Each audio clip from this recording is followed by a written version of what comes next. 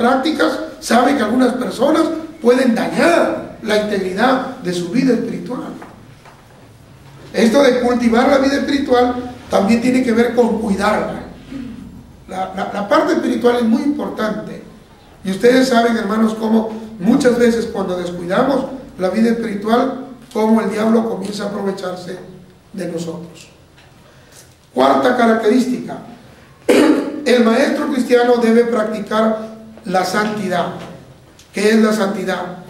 La santidad, hermanos, no solamente es apartarse del pecado, lo cual es verdadero, pero la santidad tiene que ver también con consagrarse.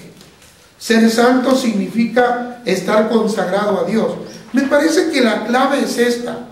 Si un cristiano logra entender que la santidad significa consagrarse a Dios, entenderá que no tiene que dedicar su vida, su tiempo, sus fuerzas a las cosas del mundo.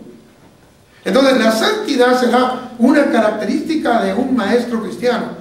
El maestro cristiano tendrá que vivir una vida santa. La santidad debe abarcar todas las áreas de la vida de un maestro. No solamente la santidad en su vida pública, sino también la santidad en su vida personal, privada. Lamentablemente, algunas veces nosotros podemos escuchar comentarios respecto al comportamiento y carácter de algunos líderes, de algunos maestros, que públicamente delante de los hermanos aparentan santidad, pero que en su hogar, en lo más privado, ¿no?, en lo más íntimo, no son lo que públicamente demuestran ser. Y eso es algo que nosotros tenemos que cuidar. En realidad la santidad tiene que ver con el ser interior, con lo que somos por dentro. No digo que no tiene que ver con las cosas que hacemos. Un carácter santo y una conducta santa es lo que Dios nos demanda. La santidad exterior es muy importante, y creo que más valor le damos nosotros a la santidad exterior. Nos cuidamos de no hacer cosas malas, nos cuidamos de hacer cosas buenas para que los hermanos puedan ver que estamos haciendo cosas buenas, pero nos cuidamos cómo está nuestro corazón, cómo está nuestra mente. Tenemos una mente santa, tenemos un corazón santo, un espíritu santo. ¿Qué nos dice Pedro? Primera de Pedro 15:16. Este es un pasaje bien conocido, ¿verdad?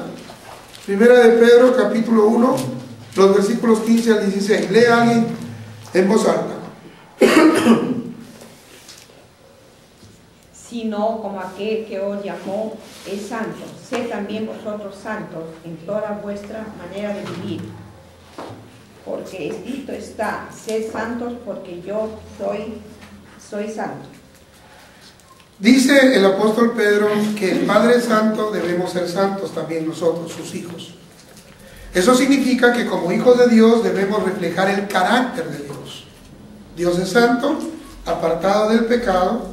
Entonces nosotros, como sus hijos, debemos ser santos, apartados del pecado.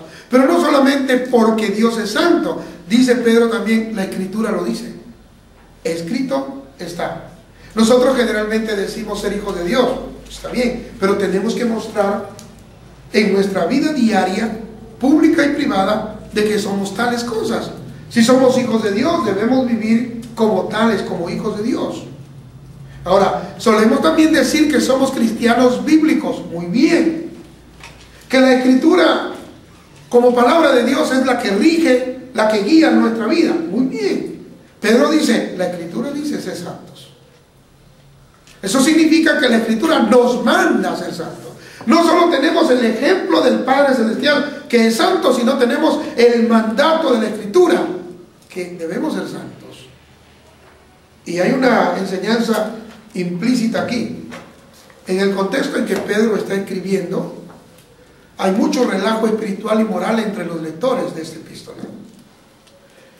Pedro está escribiendo para cristianos que dicen que son cristianos, pero están viviendo una vida inmoral, una vida muy fría espiritualmente. Si ustedes leen toda la epístola, van a encontrar que estos cristianos no solamente tienen problemas con falsos maestros, sino que lamentablemente los falsos maestros ya introdujeron la falsa enseñanza, y esa falsa enseñanza ha traído como consecuencia el relajo, la declinación de la conducta moral de los creyentes. Entonces Pedro dice esto: el Padre da el ejemplo de santidad, la Escritura da el mandato de santidad, y el contexto en el que vivimos demanda la necesidad de la santidad. Hermanos, hay una tremenda necesidad de santidad en nuestro tiempo. Se ha manejado mucho y se ha manoseado mucho este término de santo, santificación, santidad.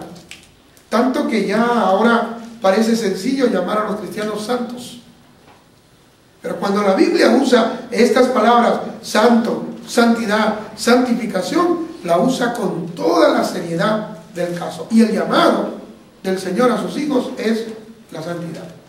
Dios nos llama no solamente a que seamos salvos, Dios no solamente nos llama a que le sirvamos, Dios nos llama a que seamos santos.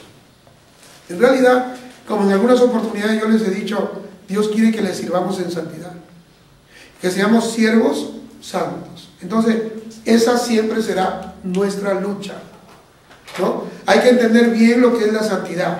No se trata de perfección absoluta, no se trata de ser una persona inmaculada, no se trata de ser una persona sin pecado, porque la Biblia nos dice que todos somos pecadores, pero precisamente la lucha del cristiano es apartarse del pecado, despojarse del pecado, no dejarse llevar, condicionar por el pecado, no servir al pecado, porque ya no somos esclavos del pecado, sino más bien seguir la justicia y servir a Dios.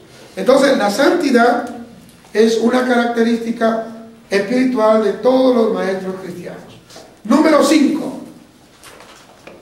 Otra cualidad del maestro: el maestro debe ser lleno del Espíritu Santo. Mucho se ha dicho sobre la llenura del Espíritu Santo. Hechos 6:3. Katy, vas a leer este versículo. La llenura del Espíritu Santo, hermanos, significa que la vida del cristiano ha sido entregada completamente. Por eso la palabra lleno, llenura, llenado. La vida del cristiano ha sido entregada completamente al Espíritu Santo, de modo que el Espíritu Santo, como Dios en nuestra vida, Él va a trabajar, va a obrar como Él quiere. Tomando el control, el Espíritu Santo de nuestra vida, trabajará en nuestra mente, trabajará en nuestro corazón, trabajará en nuestro espíritu, trabajará en nuestra alma, en toda nuestra vida. A veces vemos a cristianos, a maestros cristianos sobre todo, que en lugar de ser dominados por el Espíritu Santo, son dominados por la carne. Y a veces solemos nosotros de pronto señalar algunos tipos de pecados carnales, pero hay otros que a veces pasamos por alto. Hay muchos pecados carnales. Los que la Biblia menciona son solamente representativos de todos los pecados carnales que hay en la naturaleza del ser humano. Pero ¿qué nos dice la Escritura? Hacer morir lo terrenal, morir al viejo hombre, despojarse de los deseos de la carne, etcétera, etcétera. Y más bien nos dice andar en el Espíritu. Un cristiano o un maestro cristiano lleno del Espíritu Santo difícilmente se dejará dominar de la mentira, del orgullo, de la imprudencia. Difícilmente se dejará dominar del egoísmo, de la altanería. Cuando una persona, quien quiera que sea, aún un maestro cristiano, en su diario vivir se le puede ver que es altanero, que es egoísta, ¿no? Que es envidioso, que es imprudente, etcétera, etcétera. Ese maestro, esa persona, nos está diciendo que no tiene el control del Espíritu Santo, que no le ha dado al Espíritu Santo el control. Hay gente que tiene una lengua desenfrenada, no tiene freno su lengua. Entonces, ¿cómo puede decir esa persona: el Espíritu Santo controla mi lengua?